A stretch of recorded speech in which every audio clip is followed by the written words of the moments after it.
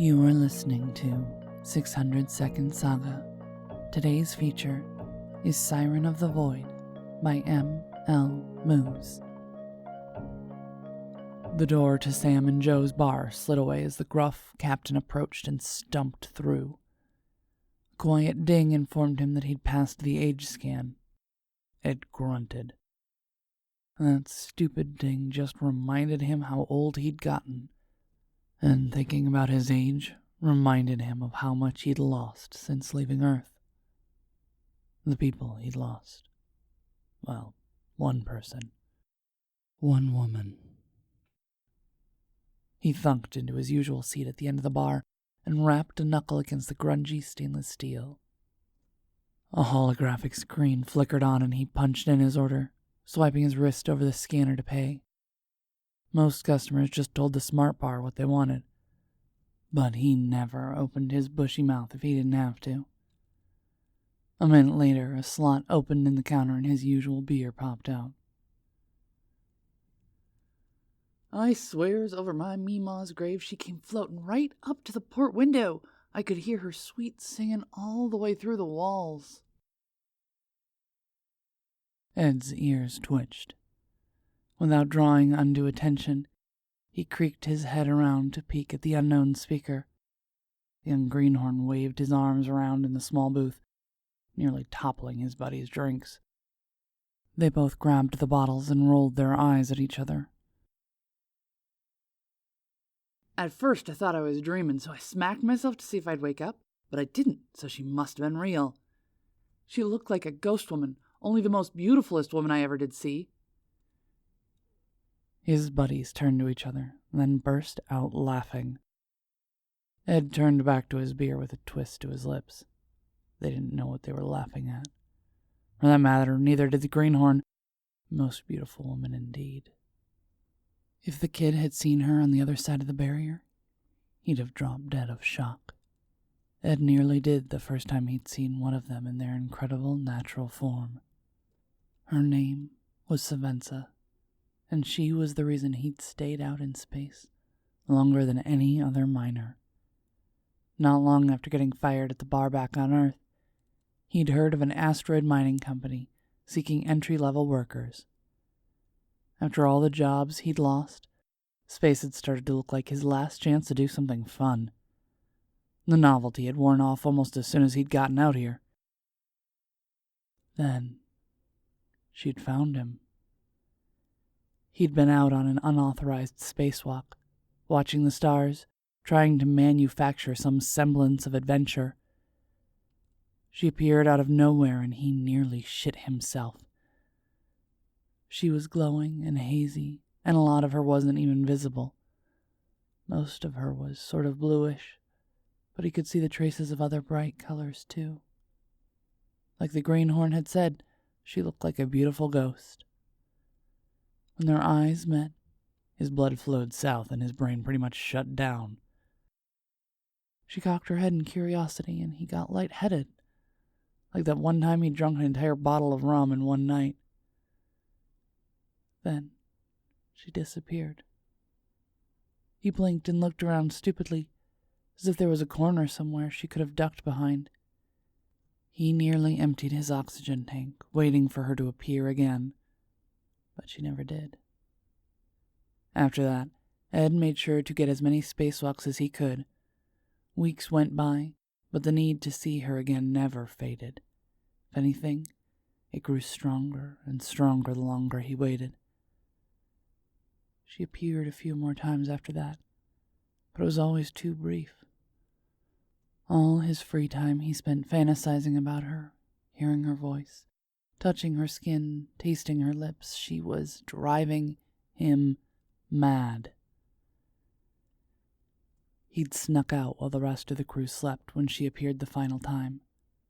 He blinked a couple of times, not quite trusting his own eyes. This time, there was more of her, more definition. Her arms ended in fingers instead of wispy trails. And her legs, well, that's when his brain shut down again.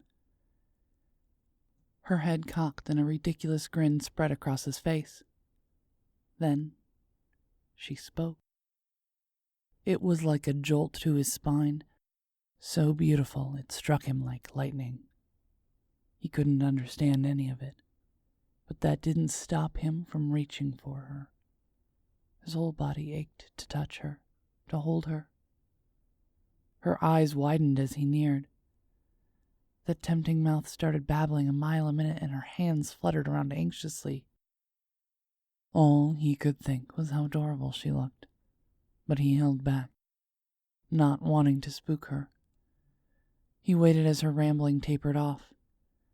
She met his eyes, then seemed to take a deep breath and tentatively took his hand. He felt a brief tugging before being sucked through her and into unconsciousness. Later on, he'd learned that he'd been pulled through the barrier to her alternate universe. When he came to, it was smooth, bright-colored trees which turned out to be huge strands of fur. Light fluff all over the ground that he eventually learned was dander. But what he'd truly never gotten used to was Savensa. She'd appeared seconds after he'd first opened his eyes in that world, as if the world wasn't amazing enough. Seeing her in full form had nearly knocked him out. She had begun rambling and fluttering again, and it looked so damn cute on her. He didn't bother to check if he could breathe before ripping off his helmet and covering that pretty golden mouth with his own. She froze, and he silently cursed himself for being too forward. Then, like chocolate held too long in his hand, she melted against him, filling in all his cracks. He swept his fingers into her glittering silver hair, groaning when they tingled like cold hands under hot water. He pressed her to him, clutching a fistful of her petal-soft dress. Finally holding her, finally kissing her, it felt like coming home, which only made their abrupt separation some time later more painful. He still had no answers as for why he'd been ripped back through the barrier so soon after coming through. He hadn't had nearly enough time with her, but he hadn't given up so easily. He'd spent every minute since leaving her world looking for another way back in. Every spacewalk he lingered in the hope that she would appear. Every quadrant of the system in which they'd met, he'd mapped and scoured. And now, after all these years, he found himself listening to a bunch of knuckleheads scoffing at a fantasy he'd never stopped believing in. He knocked back the last drips of his beer and tossed the empty bottle into the Smart Bar's recycle chute. His sore muscles strained as he stood and turned to the greenhorn and his buddies. "I hear you saw a Siren of the Void. Mind telling me where?" They all blinked and looked up at him stupidly. After a quiet minute, the greenhorn stuttered out the coordinates. Ed nodded his thanks and stomped back out of the bar, suddenly tempted to throw up a fist pump. He was finally going home.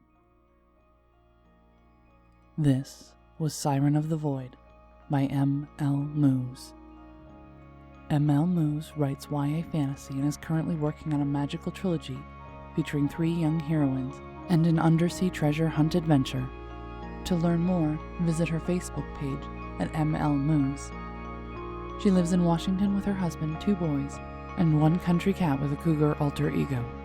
When she's not writing or reading, she's either baking, volunteering at her church, or watching Jane Austen movies to make up for the overabundance of testosterone.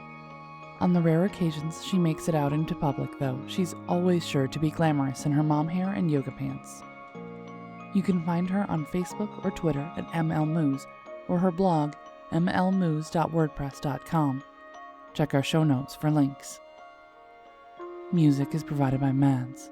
Learn more about 600 Second Saga, our authors, how to submit your flash fiction, and how to support the podcast in the show notes.